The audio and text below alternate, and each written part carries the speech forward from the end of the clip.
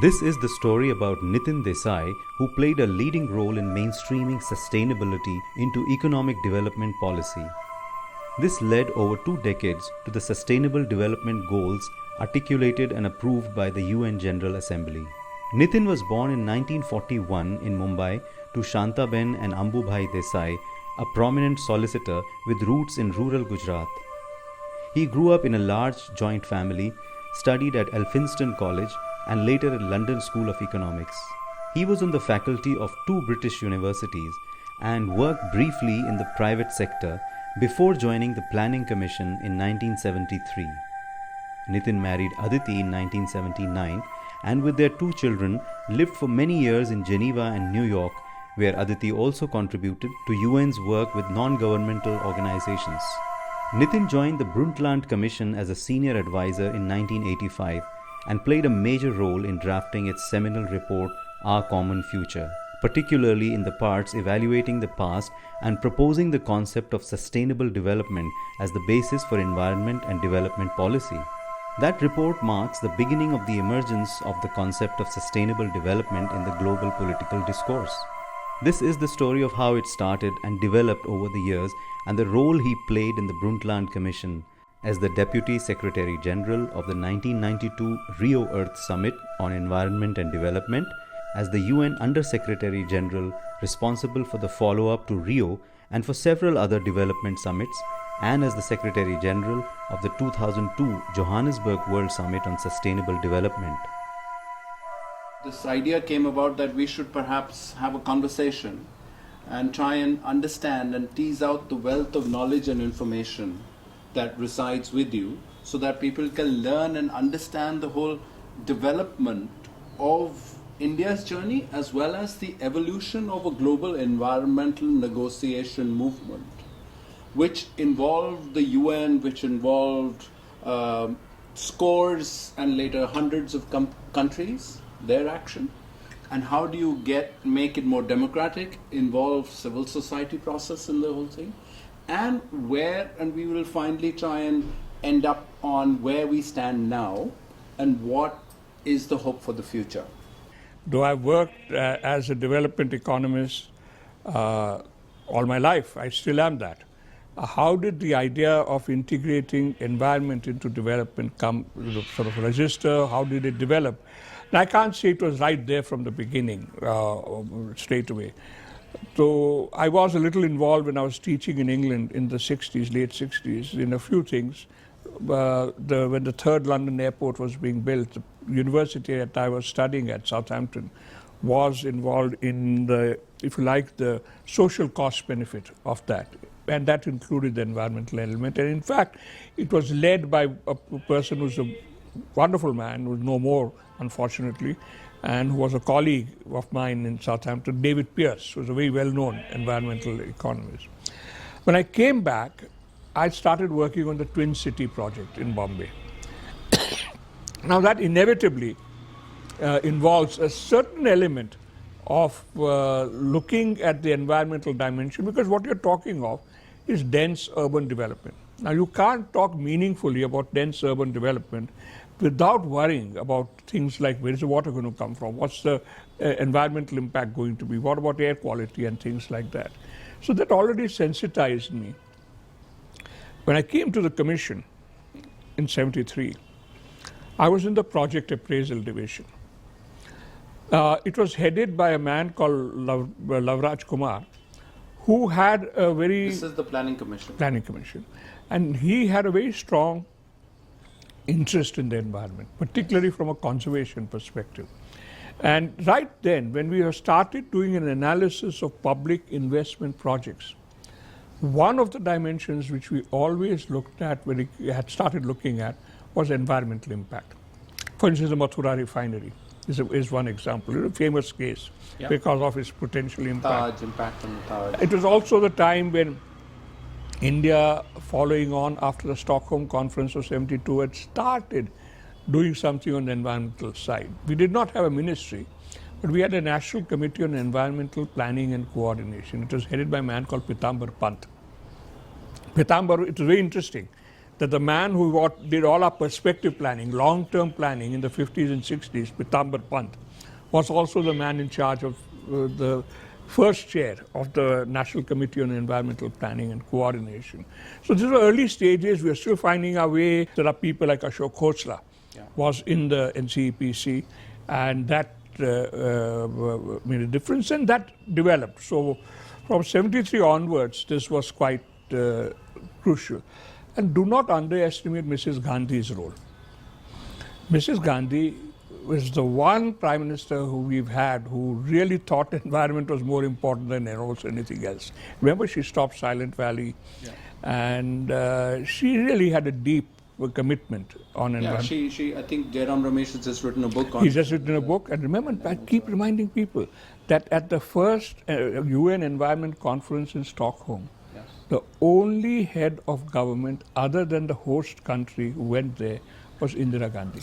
Right. And she made that famous speech about poverty.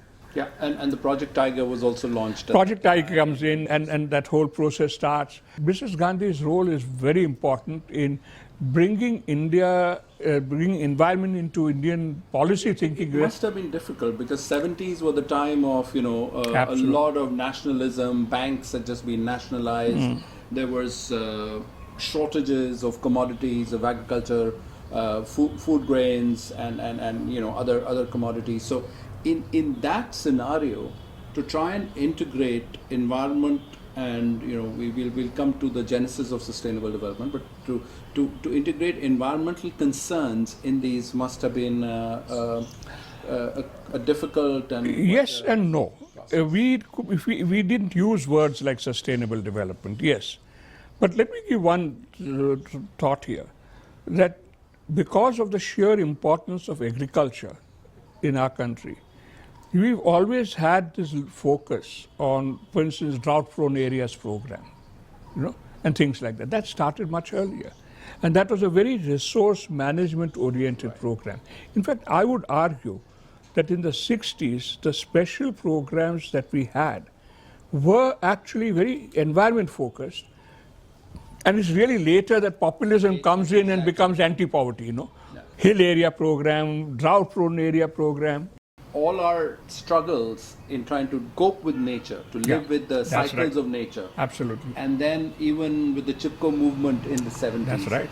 Those are, again, development issues, but you can also see them as environmental Absolutely. issues. So to try and understand the two together is probably beneficial, and none better than people who feel it and live with it. Absolutely. To try and understand and integrate that into the thought process. This idea that basically you cannot have livelihood if you neglect the resource on which livelihood depends is an important idea. The reverse is equally important, that you can't protect a resource unless you protect livelihoods. That is, both things have to be done together. I can't go and say, I will protect this pasture land and forget about the needs of the people who use that pasture land.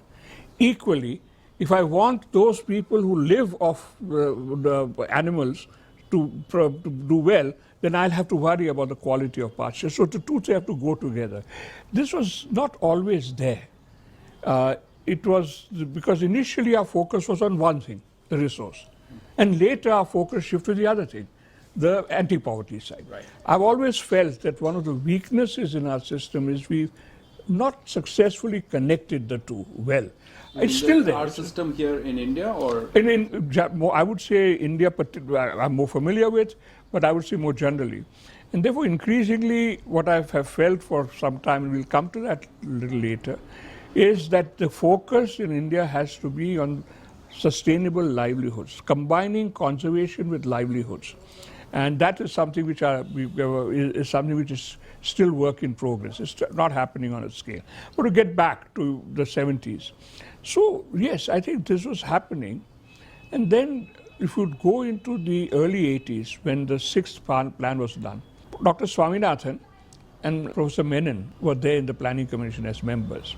And if you look at the text of the sixth five-year plan, I was very involved in the drafting of that because I was at that time a fairly senior advisor in the Planning Commission, and I besides my work on projects. I was also sort of like a overall advisor on development. And if you see that, the word sustainable development actually is used there in the 81-85 plan.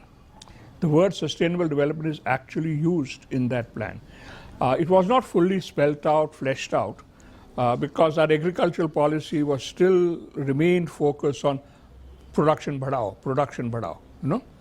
And on the urban side, we have not faced up to the problem at all. Nor is there evidence we have done it now, but that's a different story. And the energy issue, it started coming in. We started, if you remember, IREDA started in the early 80s. But you know, we didn't start IREDA from an environmental perspective. We started it from an energy access perspective, that there are places where we can't reach energy through the grid. Yeah. So I need renewable energy to deliver electricity.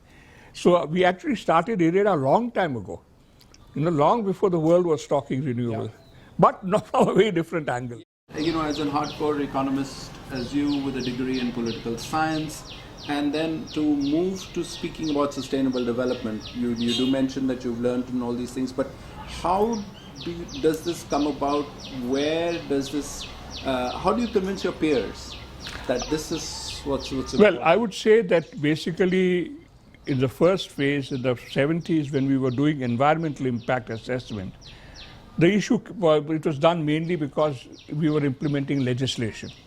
There was pollution control legislation, etc. So we were, in a sense, implementing legislation. If somebody from a public sector said, my God, this is going to cost us something, we said, you can't, but you will have to do it because the law requires you to do it.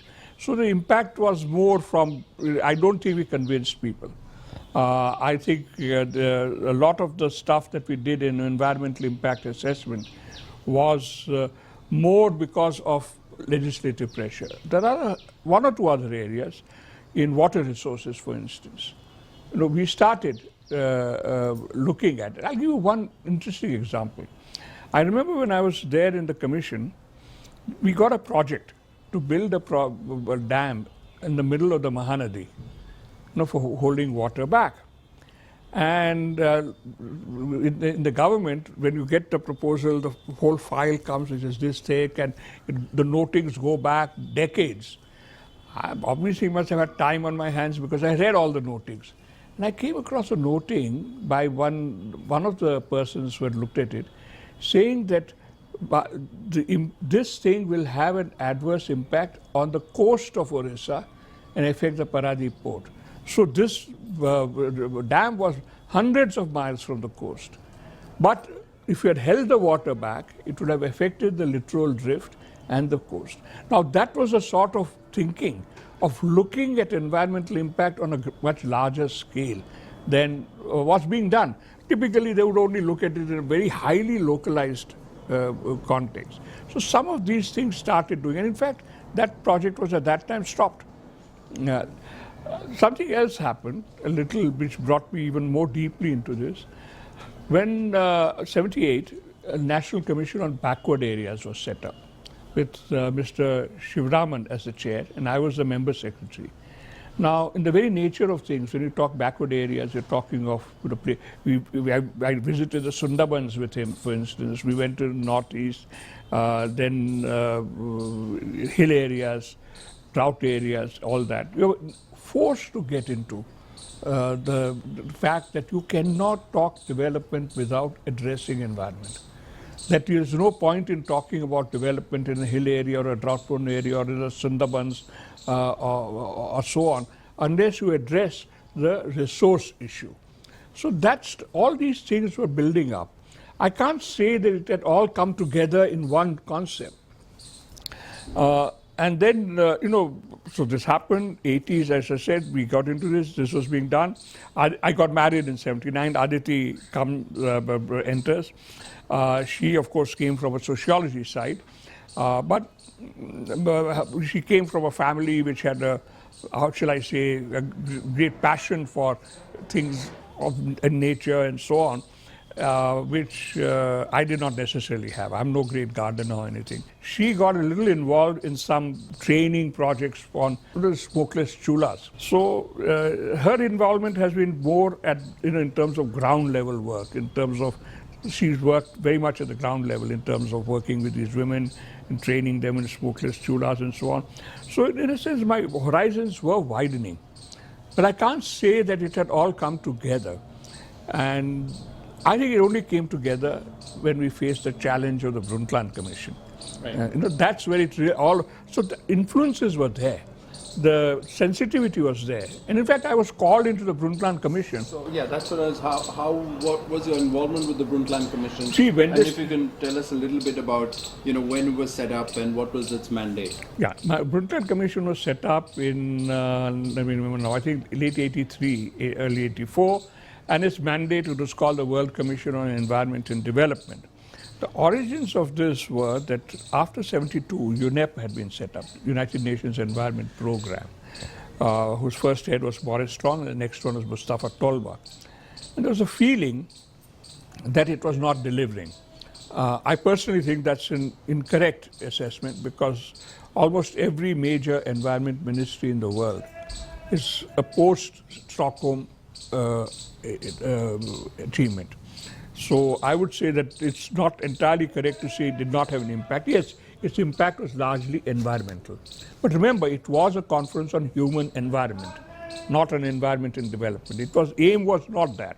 Its aim was to say that we need to act so as to protect our environment. Therefore, pollution control and so on, and conservation were the two big things which were driving it. I would argue that it was actually more successful than people say, but people thought it was not that effective. So this is why the Europeans wanted something, so they set this up. The Japanese were the big supporters, of this whole initiative because it was out of UN initiative, so it had to be funded. They brought together a team, and they had a man in charge of the economic side, the senior economic advisor, as he was called, which Vicente Sanchez. Now, Sanchez came from Latin American radical economics background about the center-periphery relations and things like that. The Secretary General of the conference was a Canadian gentleman, Mr. Jim McNeill, who was a pollution man. He had headed the Environment Directorate of the OECD, which was basically pollution management. And you can't imagine a gulf wider than this. On the one guy who sees it largely as a legal jurisdictional issue, and another guy who sees it as a fundamental systemic issue, so there was a complete breakdown. Amongst the commissioners, there was a sense amongst those who came from developing countries, this is a conspiracy to stop us growing. And a lot of the developed country guys had come from a very pure pollution control environment background. An example would be Bill Ruckelshaus, who was the head of EPA. So they ran into a problem. They said, we have to do something. So somebody had the idea, why don't we get a development economist who is open to environmental ideas. So they asked Ashok Khosla, whom they knew, because Ashok had been earlier in UNEP. Ashok Khosla suggested my name to Jim McNeill, and Jim McNeill met me, and he said I'd deliver, so I went there. And that's how it all started. So I can tell you a little bit more about what happened. This was also the time of the Rome Conference on Limits to Growth. And that was a little earlier. That was earlier. So there was the Club of Rome. The Club of Rome. So there was also this feeling that this is probably an attempt to somehow impose growth limits. Yeah, growth limits. Yeah. So limits to growth was there. There was a World Conservation Strategy. Incidentally, the World Conservation Strategy does talk of sustainable development, but largely from a conservation perspective. So that's how I got into Brundtland. And when I joined Brundtland, I could see the breakdown. And what were your interventions in that regard? I would say at the beginning, there were 3 commissioners who were asked to explore all this. One was Maurice Strong, The other was Sridhar Ramphal, was Secretary General of the Commonwealth, and the third was Janos Stanovnik. And the idea was these were three people who represented the North, the South, and the East, and they would try and I was there very soon after I joined, and I heard them and I could see that the differences were not that huge, that they were bridgeable differences. Yes, they were there. And that's when I started talking about sustainable development and so on. And I drafted that by now a fairly famous note on the concept of sustainable development, which was placed before the Brundtland Commission. Famous definition, which was written in that first note which I wrote for them: meeting the needs of the present without compromising the ability of future generations to meet their needs. Neither the word environment nor the word development is used. It clearly focuses on the importance of meeting people's needs, but it also clearly focuses attention on intergenerational equity, because we must not compromise the ability of futures. So, in a sense, it was very successful. And its success is that this is the most trotted out definition now, partly because everybody can read what they want into it. When they saw this in Ottawa, they made some small changes, but essentially they bought into the idea. And in many ways, sustainable development is a bridge concept. It was meant to connect two epistemic communities. One, the guys who are primary concern is growth, development. The other is the people whose primary concern is protecting nature. But what efforts were required in your part to bridge this divide? Given that there were such extreme views and positions, how do you bridge them? This is what I saw. The views were not quite as extreme as that.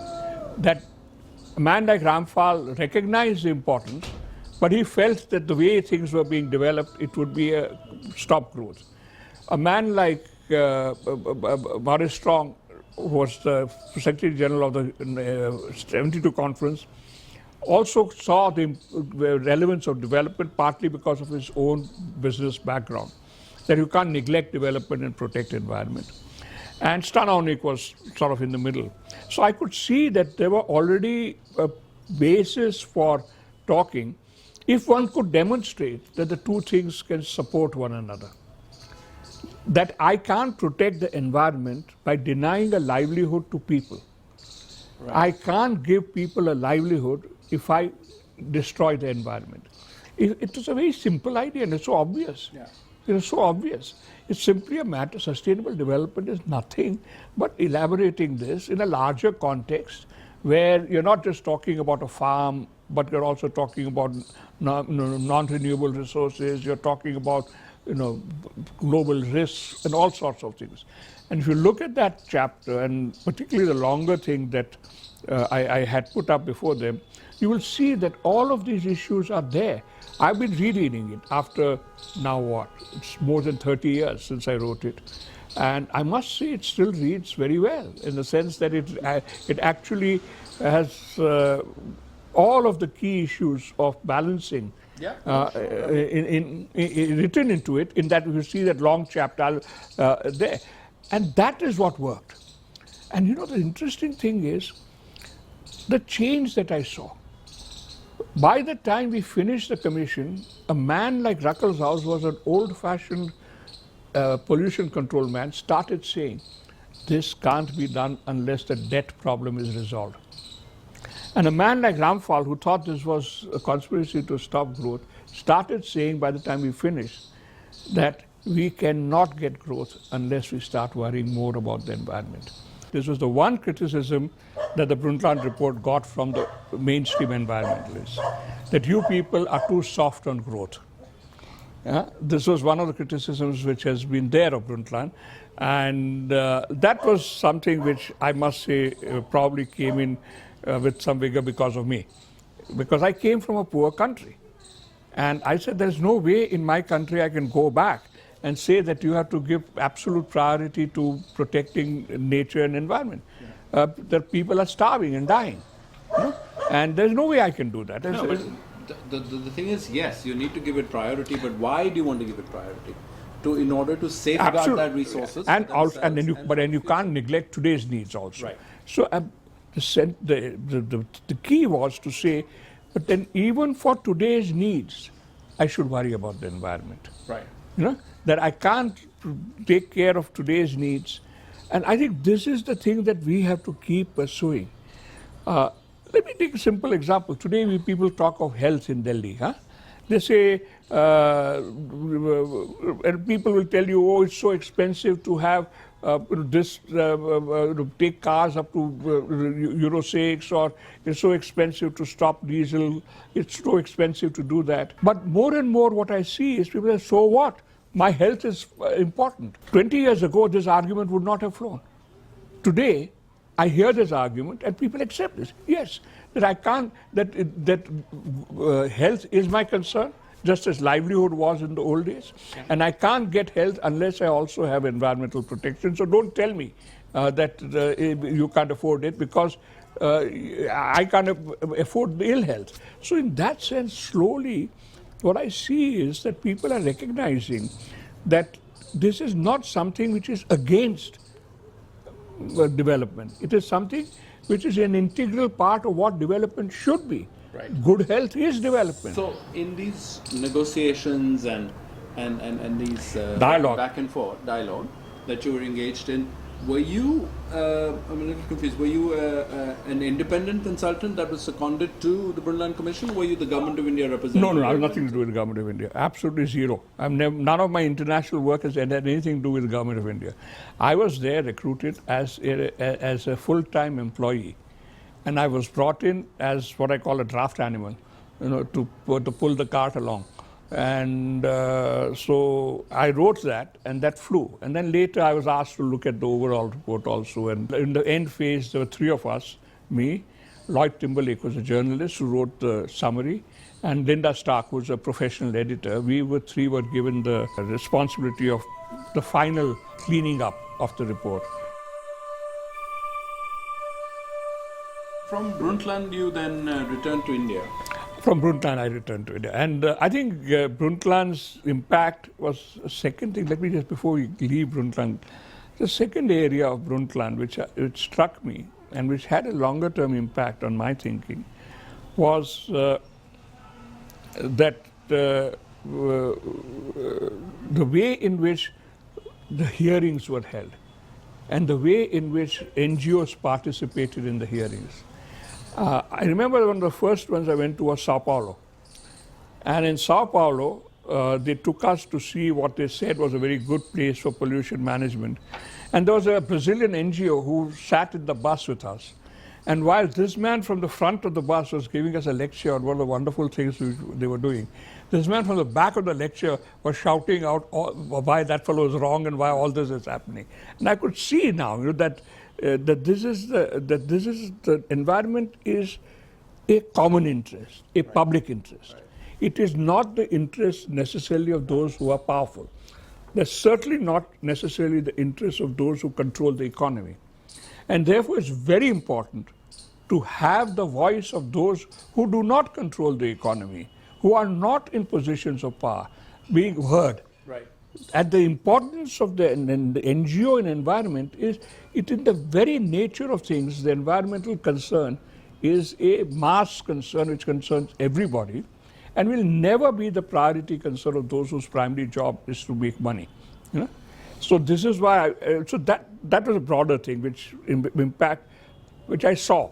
Right. I had not experienced this. We didn't have that experience in India, of NGO. Yeah. It was ours is very bureaucratic, and you meet other government officers, top down. But we didn't have a system of. We had consultations. We met with experts, yes, but not. I wanted to say that when I got married to him, he was the first government servant I knew. I used to go in demonstrations against the government for many issues. Basically there were social, political, these kinds of issues of the time. And whatever was wrong, he used to say, I am not the Sarkar, I am not Bharat Sarkar, so don't blame me for it. I try my best to do what is the right thing. But he used to always say that the country works despite the government. he says ये हमारे देश ये चल रहा है. It's not because what Bharat सरकार is doing is despite Bharat सरकार. Right. Hindustan चल भारत भाग्य विधाता हमारा सेकपाल करता है. इसके So, in fact, I was just about to come to you, and so I'm sure you went with him to Sweden, and did you see? No. It was in Geneva. Geneva. Okay. Geneva, that is later. Okay. She was in Geneva during the Brundtland Commission. Right. She was very much there. And what her involvement in, which then I saw much more of, came after I returned. See, after I returned, as I told you, I was not directly... I was the environmentalist in the family.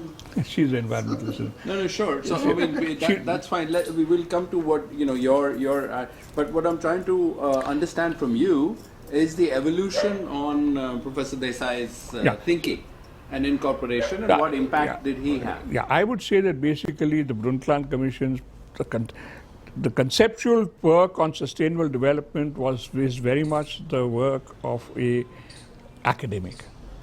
If you read the piece that I wrote for Brundtland, yes, it is written in a more fluent style than an academic paper, because I had enough experience of convincing people who are not academics in the Planning Commission. That was perhaps one of my skills. But it is not the paper of an environmental activist. It's a paper which is always balancing this against that. No? It's not a paper, and it's trying to find common ground. As I said, it's a bridge. Whereas environment is one shore, development was the other shore.